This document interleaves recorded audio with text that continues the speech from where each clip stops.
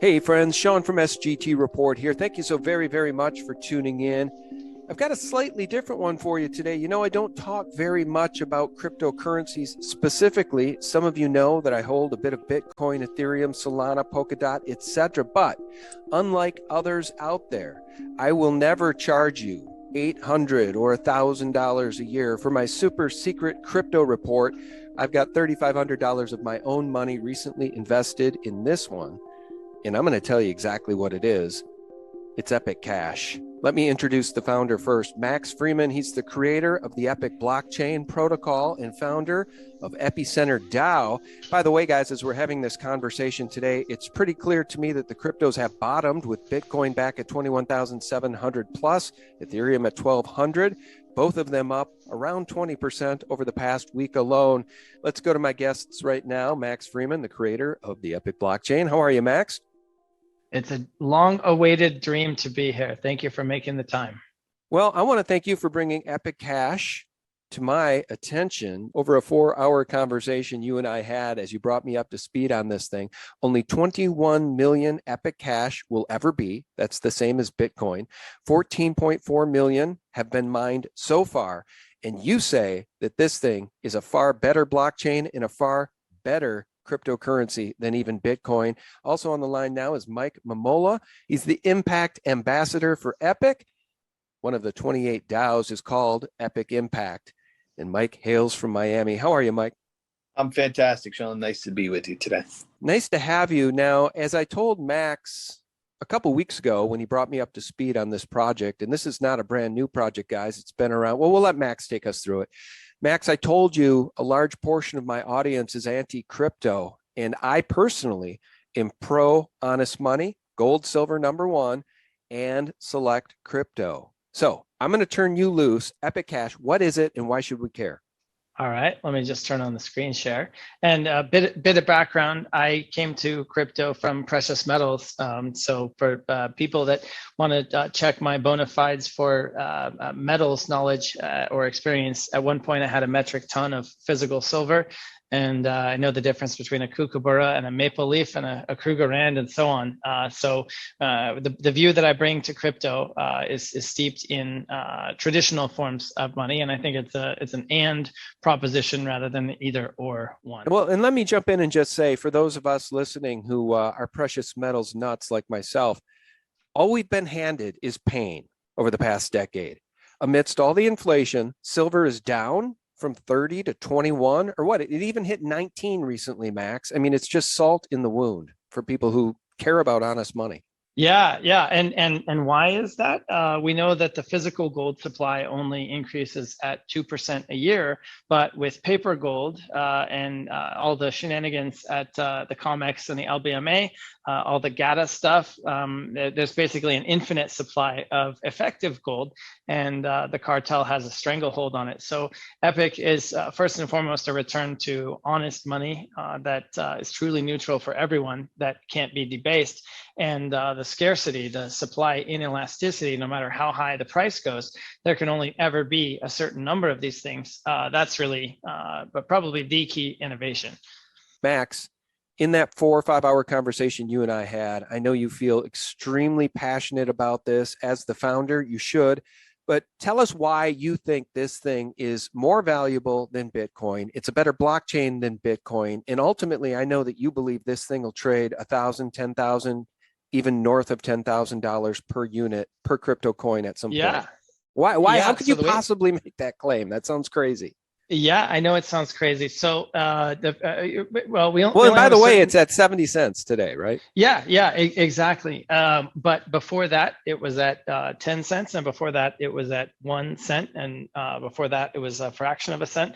So the way these things work is that mathematically, the value of these types of communications networks, fundamentally, Epic, excuse me, is digital, provably scarce digital real estate that if you own a coin, you own 1/21 millionth. Imagine 21 million plots of land or 21 million cells in a distributed Excel spreadsheet or Google sheet that you can all communicate with. So just like the Swift wire transfer network charges $50 a message for 23 million messages a day between certain types of parties, if you're in the Epic network and you know how to run the software, then you can send very specific types of cryptographically secure messages, in other words, peer-to-peer payment transactions between each other. So the way that I get to not just $1, $10, $100, $1,000, $10,000, but even 100 and a million beyond. Now we're getting into Weimar hyperinflation era, so who knows what that will be in actual purchasing power terms in today's money. I know it will be, or I believe rather, it will be a lot more. But what we've seen over the first 12 years of the core Bitcoin design of 21 million is that you have this infinite fiat money printer expansion of currency supply through the not only Federal Reserve, but the, excuse me, the commercial banking system. And it's running up against a brick wall of scarcity. Remember, in the core Bitcoin design, the emission rate of coins that comes out of the network every day through mining goes down by half every 4 years. In Epic, it's a little more aggressive. We have a halving next year, and then another one 2 years after that, and another one after that. So if you look at stock to flow and other reasons to believe that these things will be more scarce and more difficult to mine and require more energy to do on a per coin basis, it sounds crazy until you really understand how this all works. And so imagine if you have a 737-800 Boeing plane, and then you change the GE engines to Rolls-Royce and change it into an 800 or 900. I'm not an aviation geek, but you can imagine changing the turbines on the same basic plane doesn't change much about how the plane is going to fly. You've just increased the fuel efficiency or the range or the weight or one of the other performance characteristics. And so what we did, Bitcoin Core, the original C++ code that Satoshi wrote, is the 2009 design with the tech that was available at that time. Epic is not a fork of Bitcoin Core. It's a Rust-based code base based around Mimblewimble, where we preserved 98% of the DNA of Bitcoin. Incidentally, I'm writing a book called The DNA of Bitcoin and doing a podcast by similar names. So it's a subject I know a fair bit about. So we kept the DNA, but we put that same Bitcoin song of 21 million. If it's not broke, don't fix it, and just tweak the parts that 12 years of experiments and experience in cryptocurrency and blockchain later, we know which areas could be improved. So because it has the same core scarcity of 21 million, but it also has greater utility, scalability, solves a lot of the problems. The network effects are greater through accessible mining, and we'll get through all this in the presentation. We feel that we're going to continue to fly along that same flight path of logarithmic progression of fiat denominated price. So 1, 10, 100, 1,000, 10,000, and so on. BTC has run into friction trying to punch through that $100,000 level because of fractional reserve and resistance, or some of the centralized gatekeepers, the impact of people like Coinbase doing what they do, and now you have to KYC your wallet and stuff. So BTC has run into friction trying to continue its flight path, much as gold was blunted in its ascent in the 1970s from 35 to 850. If the powers that be hadn't gotten a hold of it through the futures market, it would have achieved blast off, and maybe the whole thing would have been very different versus where we are today.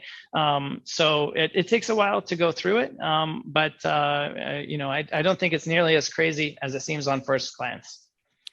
All right. And when we had our conversation too, you mentioned to me that there is a huge privacy benefit to Epic Cash. And again, there are others out there. And I like the guy who has his crypto report, the crypto vigilante. I mean, I like Jeff Berwick, but he pushes Monero, he pushes Pirate Chain.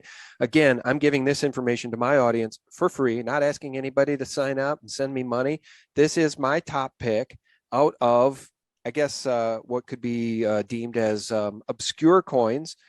Most people probably haven't heard of Epic Cash, but the nodes make it real. We're going to talk about how many nodes there are around planet Earth. There is a real network. And like I said, I'm not being paid to do this interview. I invested $3,500 of my own money to buy Epic Cash coins. So do you want to talk about privacy? Do you want to talk about, you go, whatever. Sure. So why don't we run through the presentation and then we can circle off. I want to make sure we get through everything, and then if we want to dive into privacy or any other aspect, we can.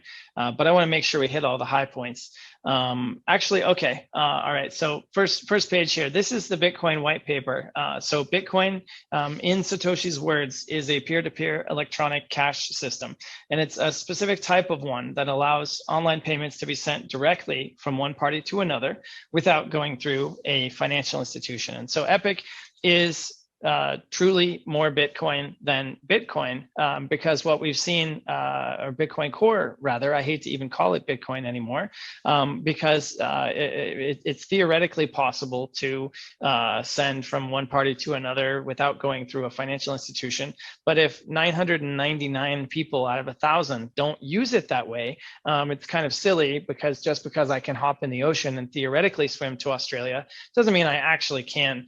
So Epic is the Bitcoin idea applied to 2019 tech. And the special sauce that makes that work is a fundamental cryptography breakthrough in blockchain called Mimblewimble. Mimblewimble, what it does is it takes every transaction in each block. Right now, there's one per minute, and it's a 1 megabyte block, which can hold about 1,000 transactions. That can go way, way up, and it will in coming years, but that's the size now. So every transaction in that block is mixed at a protocol level with every other transaction. And so it's like scrambling the egg. Once you scramble it, you can't unscramble it. And the privacy benefit is that because of the way that Mimblewimble blockchain compression works, you can't tell where the coins came from and where they went and who had them. In other words, in Bitcoin Core, because each UTXO, each individual coin is unique, and you can trace who has it and where it's been. You can distinguish between, oh, these are Russian coins, we're not going to accept them. These have been through a dark web, we're not going to take them. Or Bitcoin Core sells for up to 20 to 30% more when it's freshly mined than the theoretical spot market price, which gives you an idea of how concerned people are about not getting exposed to what's known as tainted coins. So Mimblewimble makes it so that no amounts and no addresses can be seen. If you and I do a transaction, you and I alone can see the details of that transaction, but no others, and no others can. So that's really quite unique. There's only a handful of coins in the entire market, Monero being the leading example that most people know, that have that fully encrypted confidentiality at the base layer. And by the way, I'm a terrible interviewer sometimes. I didn't even ask you to give us background about yourself. I know that you're, I believe, Stanford educated, correct? I mean, you're no dummy. Well, thank you for that. I made it through 2 years. I would have been class of 2000, but I've always been entrepreneurial and started my first businesses very young. And so I kind of did the typical dorm room startup thing and grew that. I own toner.com group, which is kind of the category killer of its niche, which is information technology, consumable commodities trading. We've got a network of facilities and people all over the world. And so I built that from 99 to 2016, and then officially, retired. Not that I was, Jeff Bezos or anything, but 17 years of 7 days a week is a long time. And so I kind of said, all right, I'm going to take a break, and then fell in love with crypto. That was 2016. And so probably since early 2017, late 2016 was really when I really first had that aha moment. And I've been just monomaniacally obsessed every waking minute since then. All right, good man. All right, I'm going to ask the dumb guy basic questions because I think my audience wants me to do that. So, what is the case use for Epic Cash versus Bitcoin, and how do you get people to adopt it? Those are the two questions. Plus, where can people buy it? Where is it available now?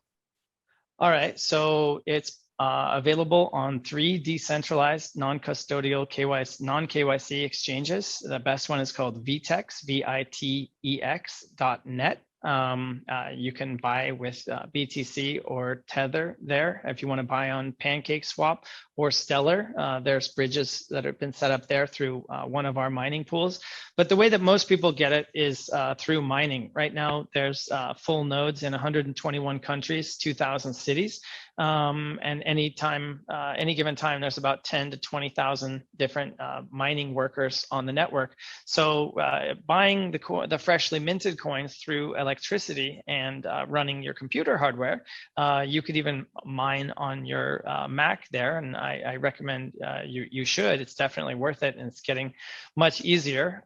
So just like supermarkets or a toothpaste startup needs to eventually find its way to Bentonville to get on the shelves at Walmart, and maybe they get to Kroger on the way. We're kind of working up that mountain as more people see the value and integrate us.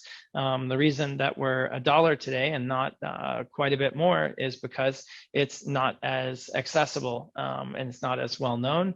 And that's why I'm here to try and get the word out here today. As we cure all those deficits and follow the same path as the 19,500 other assets that have gotten out there into the market over these past 12 years, then it should become more widespread. So the use case for Epic is peer-to-peer electronic cash. It's to make payments between you and another party privately on a blockchain that's open, public, permissionless, borderless, neutral, and censorship resistant. And those are all very important properties that if you tick them off one by one and say, does this network meet that test? Okay, well, it meets these, but not these other ones. It meets these, but not these other ones.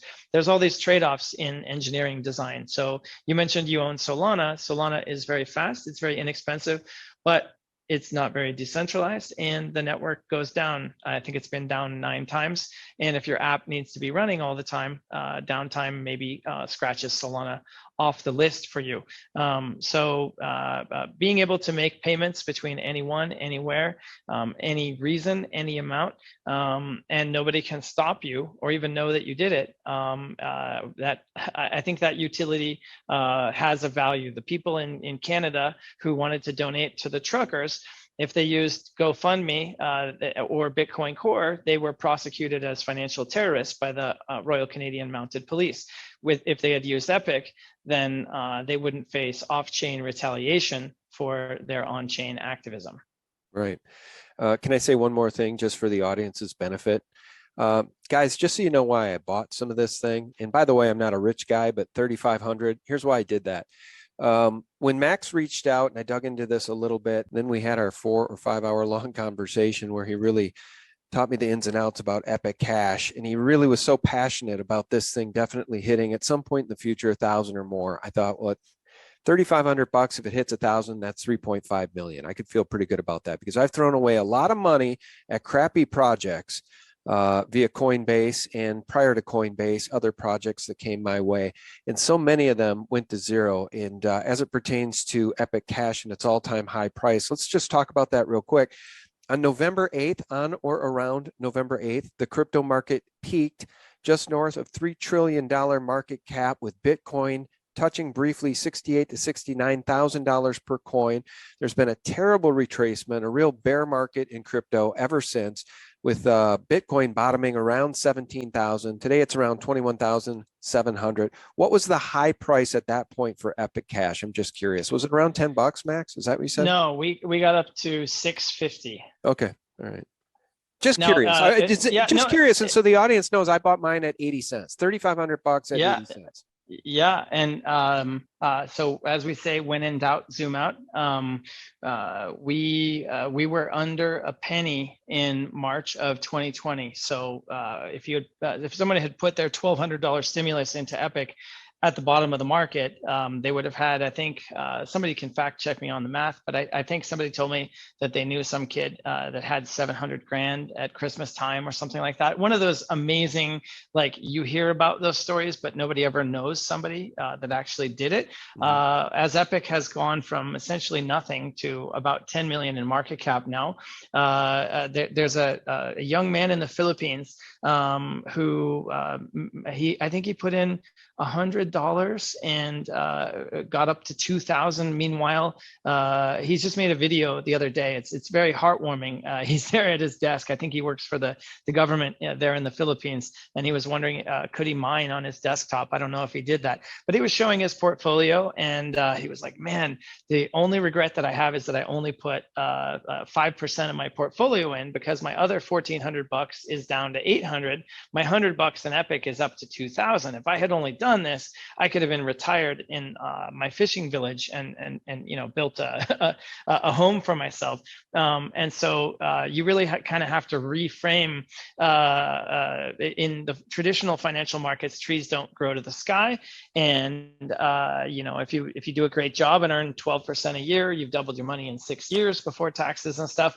Here, these order of magnitude phenomena as assets enter price discovery, it can be really explosive. And so where we are today, let's just take that $1,000 number. Now, keep in mind, Bitcoin Core is a $20,000 CD-ROM, and Epic is a $1 Blu-ray. So what's the market price of data storage on 5-inch circular discs going to be 3 years from now? I don't know, but it's certainly not going to be 20,000 to 1, because upgradable Blu-rays, i.e. Epic, versus obsolete CD-ROMs already exist. And we'll get into the performance reasons for that, but let's just take $1,000, and right now it's $1 today. That means if you can take a flyer for $1,000, 1,000 gets you $1 million, 10,000 gets you 10 million, $100 takes you to 10 grand, whatever, pick your number. It's also important to note that Mike and I are volunteers. We're two of about 200 contributors to the Epicenter family of DAOs in 70 countries, and nobody's getting paid. Just like you now, you could consider your time here to inform your audience as having your oar in the water and help rowing the Epic boat. That is excuse me, that's our model. And we all do what we can every day. Why? Because we have skin in the game. So with your $3,500 that you spent, and maybe we throw a QR code up on your videos, and people start donating to you that way, and replacement for Patreon that can't be shut down and you can't be deplatformed and so on. You could build your nest egg into whatever level of independent wealth you want. And education is a big part of this. Shout out to Freeman University, t.me/FreemanU. We've got about 400 students in there that are teaching themselves these things, or we're teaching each other. I'm one of the instructors there. And I teach wealth accumulation, and I'm helping many, many people right now figure out their individual financial plan to get from X to Y by not being that guy that said, God, I bought Bitcoin back at $100 and then I sold it when it got to 1,000, or all the woulda, coulda, shouldas, the chance to go back in time and see the Bitcoin movie the second time. Let's not screw that up. But it is kind of crazy. It takes a lot of education. Not everybody's willing to put that 10,000 hours in. But I always tell people the best investment they can make is not in picking the right investment, as it were, or investing money. It's investing your time in education, because if you teach yourself how to fish, you'll eat forever. Yeah, absolutely. And do you think that's a pretty good segue to Mike, just real briefly, to talk about being the ambassador for Epic? Because there are tens of millions of people around the planet that don't have access to banking. And those that do have access to banking, like you, me, and the listeners, well, that's a criminal cartel for the most part, unless you're involved with a credit union. But criminal bankers run the world. And so there is room, in my view, for honest crypto, honest blockchain. Crypto can be honest money, and it can help people around the world who don't have access to banking. Is that kind of what you do? Mike? Is that part of your deal as ambassador? Hi, Sean. Absolutely, in part, and some other things. So glad to be here, number one, and appreciate the opportunity to speak. And just a little quickly, a bit of background and context for me. I came from the world of trial law. I'm an attorney by trade and entrepreneur and investor, et cetera, et cetera, et cetera. I got into crypto in approximately 2017. Invested in a lot of different projects, win some, lose some. Everything's been fine, but lo and behold, I find myself here on the show, and I'm speaking about Epic, and I've been on a number of major networks with regard to Epic. It's the first one that I've attached my name, my brand, my image, my network to. And although everything I'm saying I believe in to the depths of my soul, no, this isn't legal advice, obviously no financial advice. The reason that I'm here is for all of the things and all of the reasons that you're talking about. And yes, 1.7 or 1.8 billion unbanked people on the planet that never historically have been part of the world economy and probably never would, but for the opportunities that technology, and specifically the technology of Epic, provides. And so for me, I think, at heart, I've always been a Rocky fan. I think most people are, right, to like to see and want to see the underdog, the good guy win. And I saw this as an opportunity. And so I went all in like you. I invested my money. I obviously have now invested my time and much more. And so we are looking for, Max and I were on a call earlier today with someone who is affecting countries at a very high level and being able to help individuals within those countries through opportunities like Epic, and finding orphanages and missionaries and different incredible people and incredible institutions that are doing good things, great things for humanity, and helping them by introducing them to Epic and getting them involved so that they can be rewarded for some of the great things that they're doing. And that's just touching, I think, the surface of what Epic is and why the impact of what we're doing is so important and resonates so deeply with me. Oh, that's awesome. Well, I mean, my listeners know how criminal this system is, and the system is really in the process of collapsing. I mean, the fiat central banks, the central banks that print this stuff out of thin air, are hopelessly immoral. And the cost of their immorality and their sins is inflation and eventually hyperinflation. And so we can see this war being waged, and the central bank wet dream is to introduce their own digital currencies. Do you think they're going to get away with that when there's sound blockchain projects like Epic Cash? I mean, can they get away with these CBD? What do they call them? Can they get away with these central bank digital currencies? Currencies. I don't know. I mean, I don't know if you're asking Max or me, but for me, I don't know is the answer. And I really try to focus. It's that old serenity prayer, focus on the things you can control. And right here, I try to blind myself from all of the things that are going on around us other than what we're able to affect and impact through Epic. So I think by doing the things that we're doing, regardless of what everyone else is doing, we'll be able to achieve what we want to achieve. All right. Well, very good. Max, I ended your screen share. If you want to return to that, go for no it. problem. But, or right. Piggyback on what Mike was saying. I mean, there are so many poor people around this world that don't even have access to banking. Yeah. And, the bankers want to keep it that way, to be honest with you. You'll own nothing and be happy. You'll own nothing and eat promise. The crickets. That's right. Yeah. You will eat the bugs. So the you'll own nothing part is quite clear. That's coming through the debasement of our currencies and the restraint of trade, so that the normal function of markets is impeded. The globalist plan has been largely clear, the whole Agenda 21 and now 2030. I've been following you for the better part of 10 years or whatever it's got to be now. So thank you for your contribution to my enlightenment and awakening. The good news, the bad news is this is the end of the world as we know it. The good news is that within that destruction, there's a chance to create the new world that we want, and we don't have to accept CBDC. So I stay very on top of what those guys are doing, the sand dollar and the BIS and the renminbi and all these different things. And so they are years away from having even like first phases of solutions. And by that time, I mean, we're already reaching mass adoption as we solve the usability and awareness and some of the other reasons why not that are there. You have to come in and dislodge the incumbent, and you have to be better. If it is a free market, market. To whatever extent there's a free and fair market anywhere on this planet, Gresham's law ensures that our money will go there, and the people that use our money get wealthier. And if you stay with the old paradigm of confiscatory parasitism, beggar thy neighbor economic policies, we're just going to manifest $1 trillion coin magically. I mean, we know about Catherine Austin Fitts and Professor, I think it was Mark Skidmore, the guys that show the multi-trillion-dollar holes.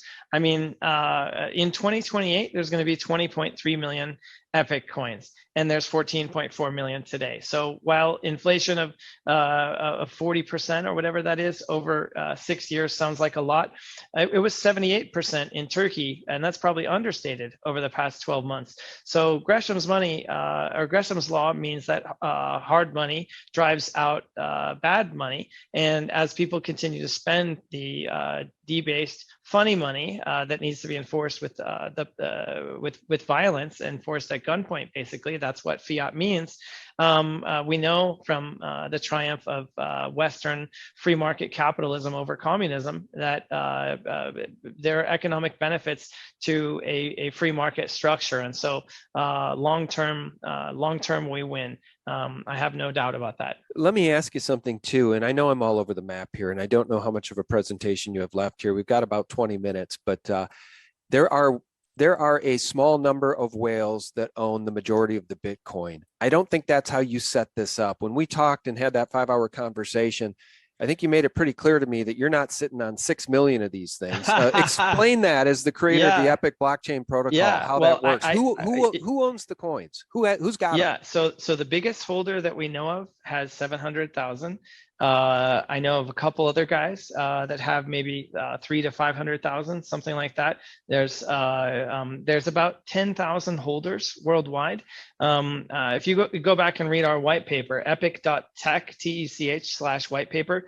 Incidentally, we've got our documentation in 55 languages, and that's a testament to our commitment to achieving a wide distribution, because money, after all, is the network effects phenomenon. Nobody wants a money that nobody wants, and everybody wants money that everybody wants. So we have to be truly everywhere. And so what we did is Epic uses 3 algorithms to do its proof of work. So you can mine on a CPU, you can mine on a gaming computer, a GPU.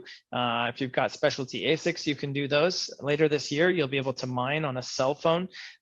There's no technical reason your LG smart TV couldn't mine Epic while you're watching Netflix. That type of science fiction type of stuff is actually here, because if you look at the way the internet developed, incidentally, cryptocurrency is growing faster than the internet itself did. So we're going to be at 1 billion users within the next few years, up from about 300 million today, which tells us that the market cap is going to $1 trillion.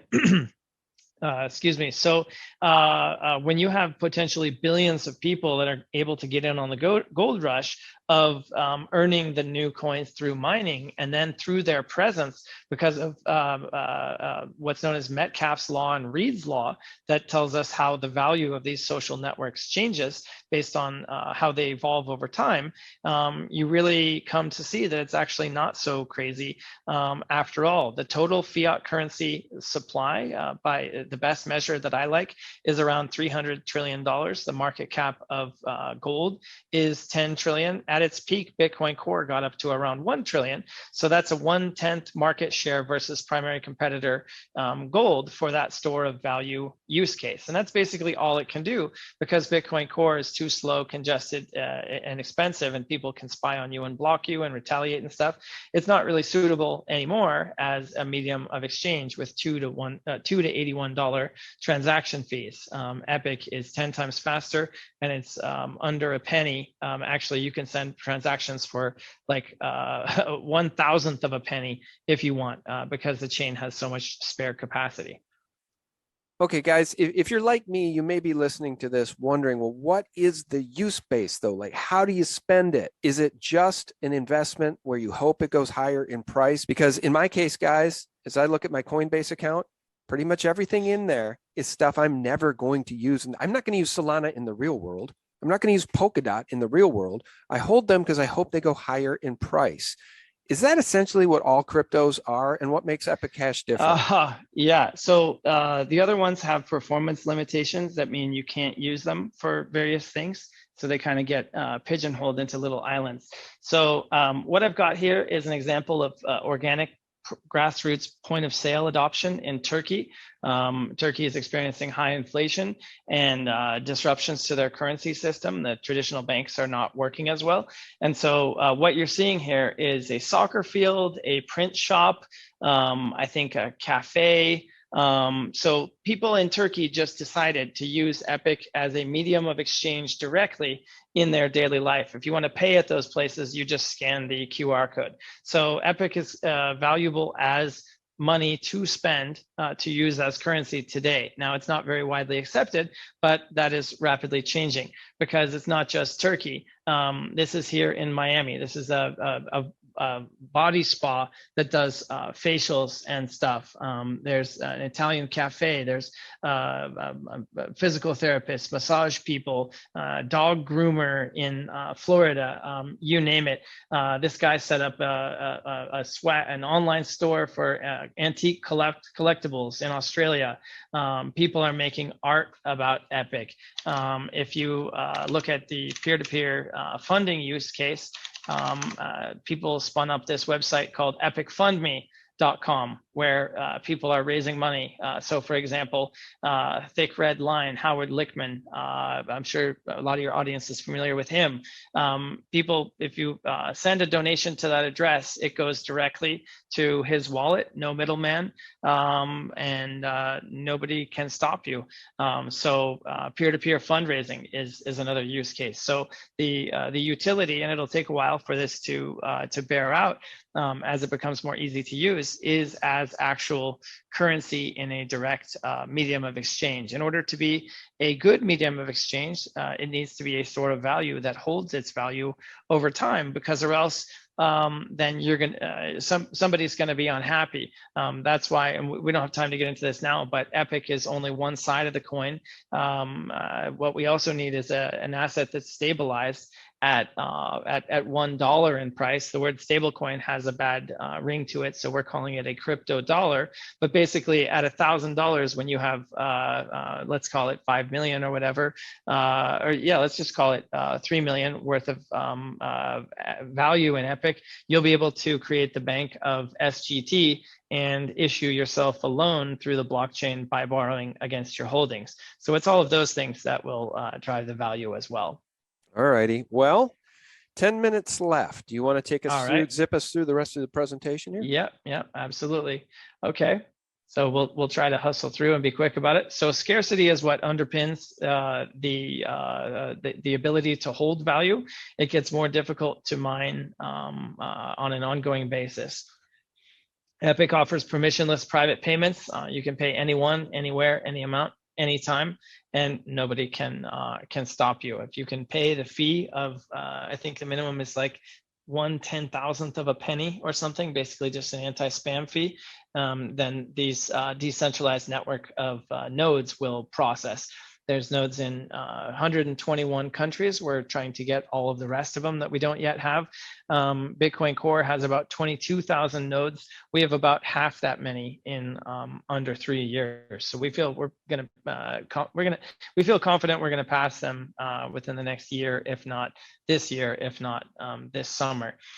Epic provides privacy for all transactions. The transactions are confidential. If Bitcoin Core is HTTP, Epic is like HTTPS. So you can't see the amounts, you can't see the addresses, and it obfuscates the IP as well. So you can send transactions through Tor, through ITP. It preserves your anonymity if you live in a totalitarian regime like Canada or Australia, for example. Then you can use our tech because it has something called Dandelion++, where basically you send out the transaction in Manitoba and then it pops out after 10 hops in Mozambique. So this is the scalability. Right now, Bitcoin Core has a theoretical throughput of 7.6 transactions per second, but in practice, it's about 4.7. It can't really do the full red line. Epic, by contrast, is 17. as we take the block size up and the timing down, that's what, for example, this is 4 megabytes and 40 seconds versus 1 megabyte and 1 second. That's like the heartbeat of the network creating new blocks. Here it goes to 100 transactions a second, and then 1.6 thousand, and so on. So if you do the math all the way up here, where we expect to be at the singularity in 2028, the network will be capable of doing 1.1 billion transactions a day, and Bitcoin Core will still be at 500,000. Wow. Well, that's a So big now, that's a big claim. Yeah, Visa does 23 million a day. We can do 1.1 billion. And that's on a single shard. Now remember, that's like one strand of fiber, but there's no reason you can't have multiple fibers. Essentially, the capacity is infinite. You know how in the tech world, every time there's a really promising startup, a bigger tech company gobbles it up? Back in the day in the tech bubble, Cisco Systems was gobbling up everything. Could that happen in the world of crypto? Could anybody try to gobble this thing up because the tech is better? That can't happen in crypto, can it? Well, just because you have the same ingredients, like, Gordon Ramsay, the Kitchen Nightmares show. I don't know if you've ever seen that, where it has like red team, blue team. Yeah. So you have the same ingredients, the same equipment, the same everything. But what's the difference? Maybe the will to win, the training, the chemistry, the phase of the moon that night. Who knows? So our tech is open source. Anyone can go to github.com/epiccash, and you can have Epic 2 tomorrow. But what you don't have is Mike Mumola, me, and you. You don't have a 2.5-year head start. You don't have hundreds of hours of YouTube videos and articles. You don't have 500 people in the help desk that are waiting to help you configure the wallet or whatever 24/7. I mean, you couldn't get through the router problems on your software, and that was unique to you. But we figured it out. How? Because we had a guy over in Germany, one of the guys that was responsible for that part of the code, hop on and tell us how to work through it. So the code itself is only one ingredient. And the beauty of open source is that we're kind of like the Borg. We can absorb anything good from the entire industry. Technology is a commodity, but your values, your culture, your brand, your community, your relationships, those things can't really be cloned. Okay. All right. So just hustling through here, scalability. So Ethereum is an 8 terabyte chain file. BTC is 400 gigs. Monero is 140. But if it were apples to apples, Monero would be over 2 terabytes. So when we have the same transactions as Bitcoin Core, we'll be about 25, 26 gigabytes, we figure, versus 400. Our chain can actually shrink depending on how people use it. If imagine a bunch of small amounts get lumped into one big one, and imagine you change $5 or $4 or $5 bills for a 20, that kind of thing. Under the hood, it makes the data more compressed. So this means that you can run the whole system end to end on a low end smartphone. So the people that don't have any ID and are living on $1 a day can have the future of financial tech in their pocket. One other thing I want to say as you wrap up the presentation and kind of put a bow on it is that, guys, I've had my butt handed to me, as so many of you have as well, with buying physical silver for the past decade. So I've laid on the brakes this year. I haven't bought any new physical silver this year in 2022.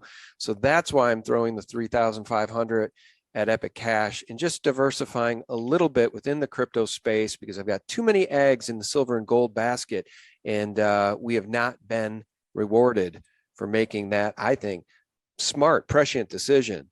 Because in the era of inflation, silver should be going up in price, not down, but the bankers manipulate everything, as you know. So I just wanted to explain that. I wouldn't suggest anybody put their life savings in any one thing, not even silver, not even gold, certainly not Bitcoin or crypto. But I'm just trying to explain to people why I did what I did in this case. And I think it's because your enthusiasm, Max, on that call for 5 hours was addictive. You're very excited about this project. So I hope you're right. And then as we wrap it up, I want Mike's opinion on whether or not he thinks you're right. And, he's in on the project, so obviously he does. That's a great question, Sean. And I can tell you this, I've been on a lot of calls with Max I've introduced Max to a lot of people, and a lot of these people that I've introduced him to are the really high level guys and gals that know their stuff. And I can say almost always they leave essentially jaw dropped when Max starts talking. And so if I had to bet on any jockey and or horse, it would be Max. I'm obviously here for that reason. I believe in him. As much as I believe in Epic, I believe that this is the future, a superior form of money. And again, all of that with the caveat that this isn't, like you've been saying, financial advice on all of that, but it's extraordinary what he's come up with. And when he starts to explain how he did it and why, people really do. I think they can't even begin to, somebody described it as it's this, most people are playing checkers. He's not only playing chess, he's playing 3D chess. He's doing this in a way that when you go back and look at the documentation, when you look at the layers and levels of what he's done with this project, it's really the best that I've ever seen.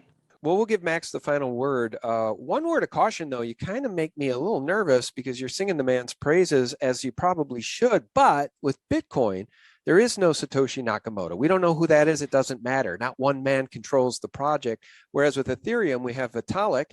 And with Epic Cash, we have Max. Is that a problem in your view at all? No, Actually, that's inaccurate.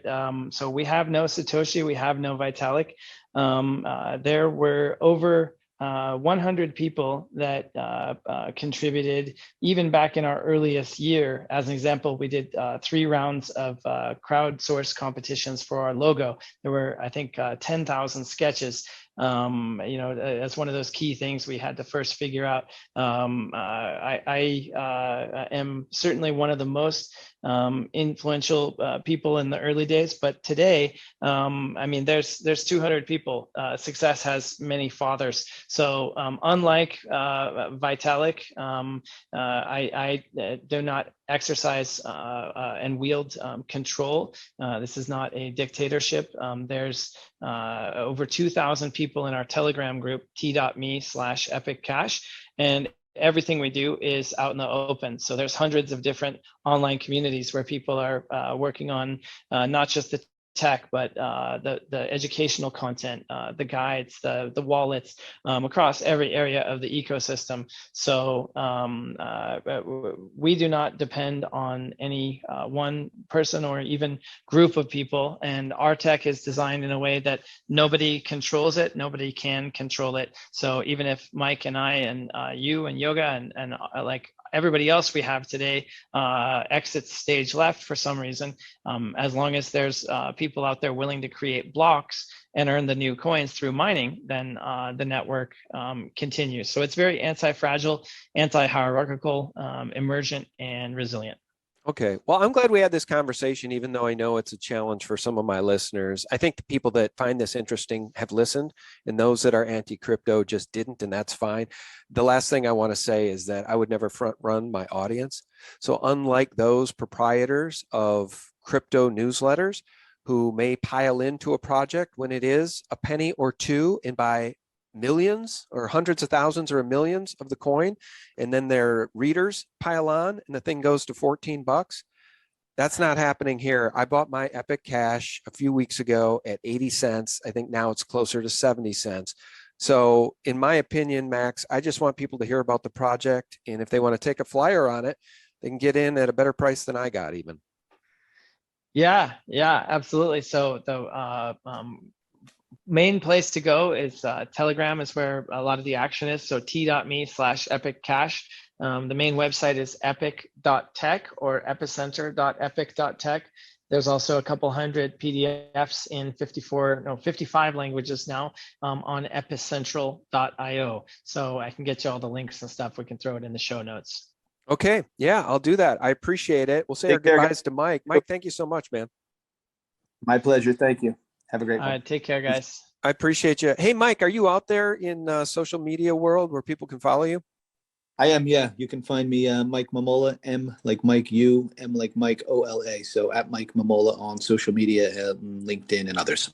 Okay, very good. Thank you for your time. I appreciate it. Thank you. Have a All great right. Yeah, you have a good one too. Max, thank you so much. Is there anything we missed? I know this was sort of No. okay. I mean, let's see. Let's take the temperature. Like, I plan to hop in the comments and handle the inevitable naysayers that are usually operating from a place of limited information. And then if we cure that information gap, then a lot of people go from FUD to FOMO. So happy to jump in there. Anything we can do to support it on our end, we certainly will. Yeah. All right. Very good. Conscious decision on my part to do this interview because once I decided I was going to jump in, I had that moral dilemma of, do I share this with my audience or do I not? I'd feel terrible if people lost money, but at the same time, if I become a millionaire because I bought some of this thing, I'd feel bad that I didn't share it with the audience. Yeah. So guys, always do your own due diligence. All right. This is not a solicitation to buy any security or crypto. It's an informational interview, and I hope you found value in it. Our guest has been Max Freeman. He's the creator of the Epic blockchain protocol and founder of the Epicenter DAO. Thank you so much, Max. Always a pleasure, Sean. Thanks. Thank you. Friends, thanks so much for tuning in. If this resonated with you, share it, give it a like. And for real news 24/7, visit us directly at sgtreport.com. That's the antidote to corporate propaganda and Mockingbird mainstream media lies. God bless you and yours. Bye-bye.